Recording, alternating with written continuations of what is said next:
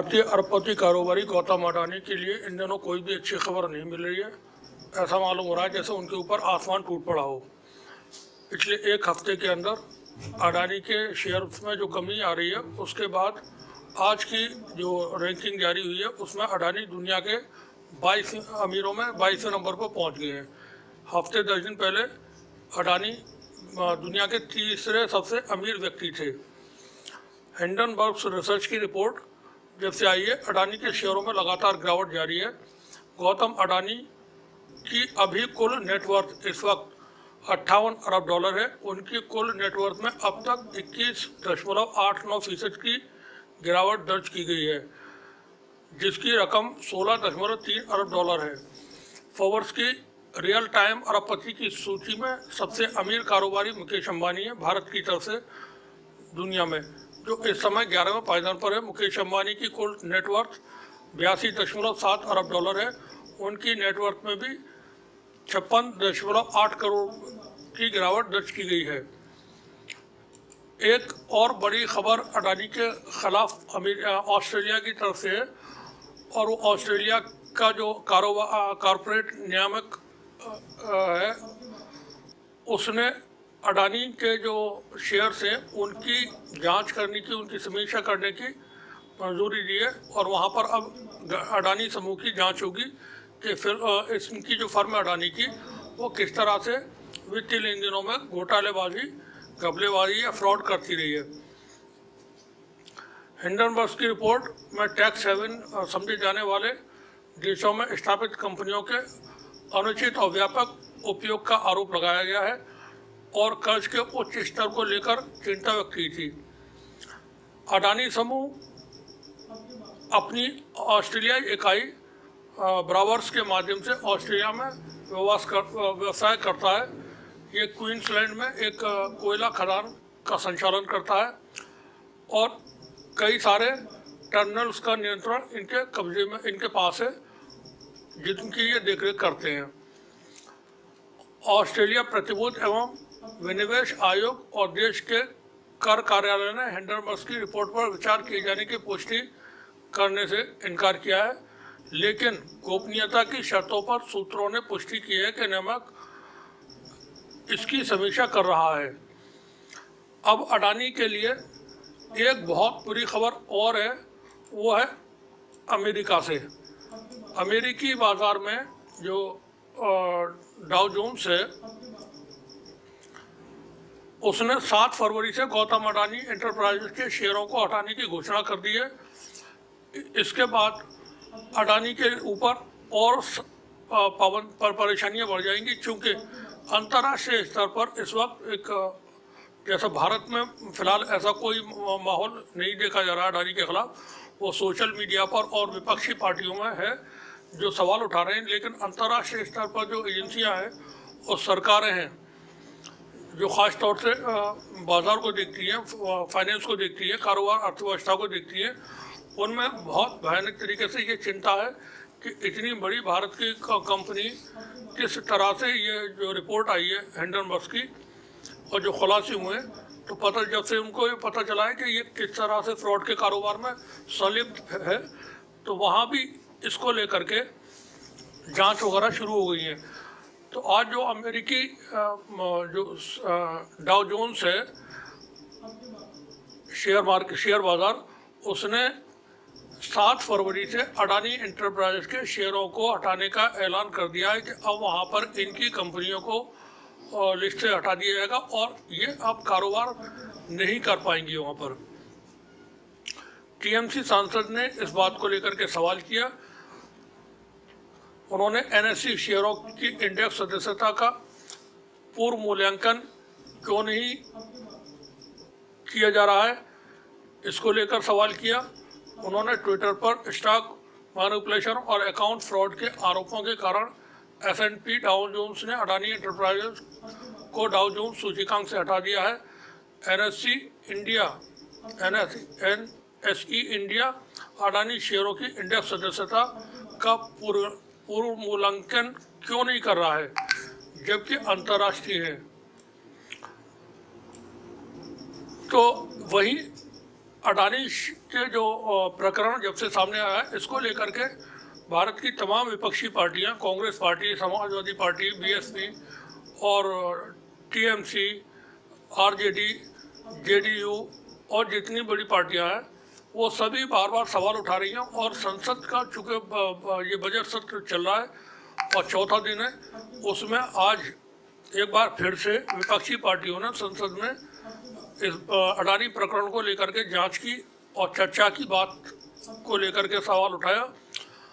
लोकसभा में इसको लेकर के नोटिस दिया गया, लेकिन जैसा कि कल हुआ था, सरकार ने, जो केंद्र की सरकार है, मोदी जी सरकार है, वो इस प्रकरण को लेकर के, अडानी प्रकरण को लेकर के सवालों से बच रही है।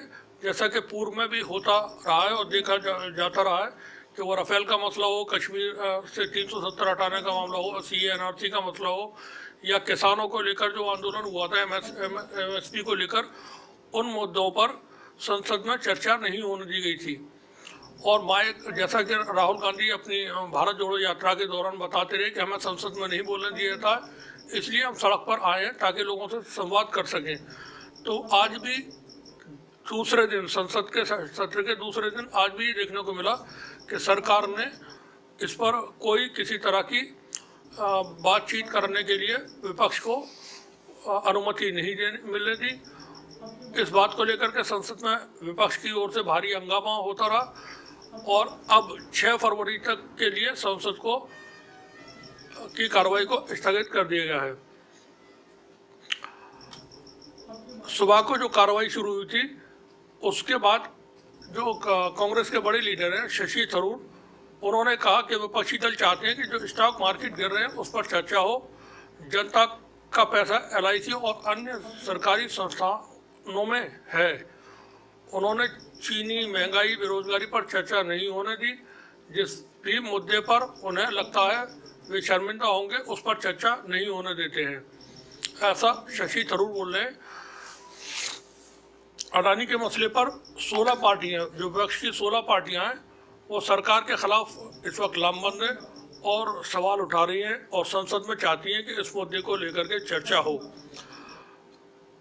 लेकिन जैसा हमने बताया कि आज दोनों सदनों में, लोकसभा और राज्यसभा में, हंगामा होता रहा, कार्रवाई को स्थगित किया जाता रहा, लेकिन उसमें विपक्ष की पार्टियों की एक बात सरकार ने, मोदी सरकार ने नहीं सुनी और न उनको लोकसभा या राज्यसभा में अडानी को लेकर के सवाल जवाब पूछे जाए, बात की जाए कि ये जो हो रहा है। चूँकि अडानी समूह के जो शेयरों में गिरावट आ रही है, जानकारी के मुताबिक अब तक लगभग उनकी आधी जितनी नेटवर्थ थी उसका नुकसान उनको हो चुका है पिछले एक हफ्ते 10 दिन के अंदर।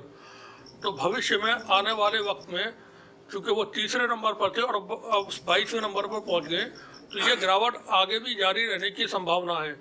तो इस तरह से अगर माना जाए तो हो सकता है एक वक्त ऐसा भी आए और वो बहुत ज़्यादा लंबा वक्त नहीं लगेगा, हफ्ते 10 दिन 15 दिन के अंदर शायद जैसी गिरावट हो रही है अगर वैसी ही जारी रही तो अडानी समूह दिवालिया भी हो सकता है। ऐसे में जो सरकारी संस्थाओं के पैसे लगे हुए हैं अडानी समूह के साथ में, जो उन्होंने इन्वेस्ट किया हुआ है या शेयर्स खरीदे हुए हैं, जैसे LIC है, स्टेट बैंक ऑफ इंडिया है, इनके भी पैसे डूबने की उम्मीद फिर जताई जाती है। अब सरकार चूँकि बार बार इस पर किसी तरह की कोई कार्रवाई करने को तैयार नहीं है, वहीं जो विपक्षी पार्टी है TMC, उसकी सांसद है महुआ मोइत्रा, उन्होंने एक आरोप लगाया है कि सेबी की समिति में अडानी के समझी मौजूद हैं, इसलिए हेराफेरी अडानी ने की है और इसीलिए सेबी, जो शेयर बाजार पर निगरानी रखने के लिए एक संस्था, सरकारी संस्था है, वो इसमें जांच नहीं कर रही है।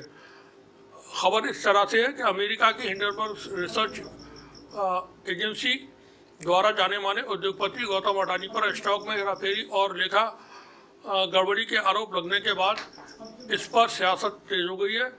TMC की सांसद महुआ मोइत्रा ने अडानी परिवार पर गंभीर आरोप लगाए हैं। उन्होंने कहा है कि अडानी परिवार और सेबी अधिकारियों के बीच साठगांठ है, इसलिए मनमाने तरीके से सब कुछ किया गया। उन्होंने कहा कि सेबी की समिति ने अडानी के रिश्तेदार भी काम करते हैं, जिससे इस तरह की हेराफेरी को अंजाम दिया गया।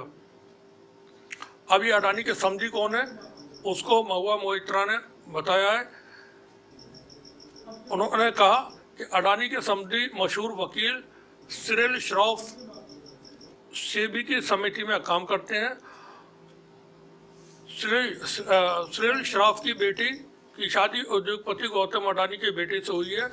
टीएमसी सांसद ने ट्वीट करते हुए लिखा कि दिग्गज वकील सिरिल श्रॉफ के लिए सम्मान है, लेकिन उनकी बेटी की शादी गौतम अडानी के बेटे से हुई है। Shroff corporate governance and insider trading पर सेबी की समिति में कार्य करते हैं। अगर सेबी इंडिया अडानी के मामले की जांच कर रहा है तो श्रॉफ को खुद को इससे अलग कर लेना चाहिए। धारणा वास्तविक है और इन धारणाओं को लेकर के मार्केट में पैनिक है, बहुत बुरी तरह से पैनिक है। लोग सहम गए हैं। अब जबकि ये तमाम एक अंतर्राष्ट्रीय इशू बन चुका है, अडानी के शेयर्स में जो गिरावट है उस पर जांच के अगर सवाल विपक्ष करता है या मीडिया करता है, मीडिया मेन स्ट्रीम मीडिया तो अडानी और अंबानी के पास ही है, इसलिए तो वहाँ तो कोई इस पर चर्चाएं नहीं हो रही हैं और ना ही होंगी। लेकिन जो छोटा मीडिया है, यूट्यूबर हैं या सोशल मीडिया में लिखने वाले लोग हैं या पोर्टल वगैरह पर लिखने वाले लोग हैं, अगर वो ये डिमांड कर रहे हैं कि अडानी के समूह की जो वित्तीय गड़बड़ियों की रिपोर्ट आई है उस पर कार्रवाई हो, उसकी जांच हो, तो इसमें कोई गैर मुनासिब बात नहीं है। सरकार को चाहिए था कि वो जांच करवाती है, अब तो खुद ही आदेश करती कि हाँ इसकी जांच हम करवा रहे हैं। मान के चलिए अगर इसी तरह की कोई ऐसी संस्था होती है, ऐसा कोई कंपनी होती है जो किसी अन्य पार्टी से, कांग्रेस से, समाजवादी से, शिवसेना या टीएमसी या आरजेडी, इनसे उनकी नज़दीकियाँ होती, तो क्या सरकार की जो संस्था है और ये सरकार इसी तरह से हाथ पे हाथ रख के खामोशी से तमाशा देख रही होती? अब तक तो उनके खिलाफ कार्रवाई हो गई होती और मीडिया जो मेन स्ट्रीम मीडिया है उनके ऊपर चढ़ के बैठा होता।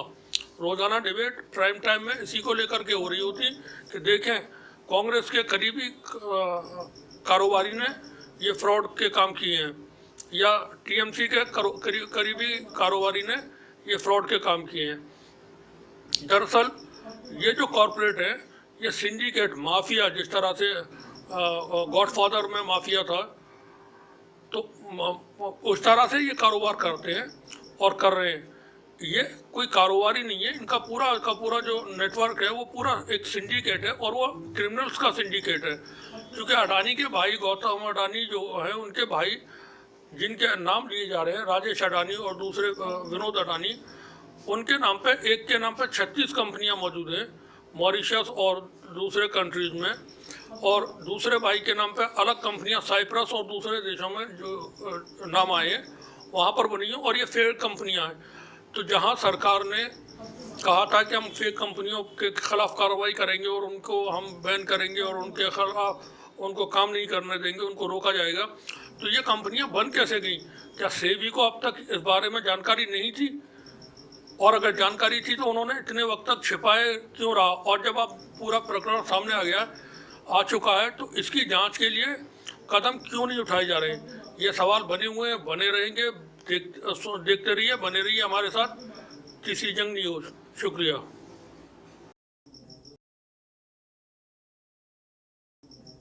अब ये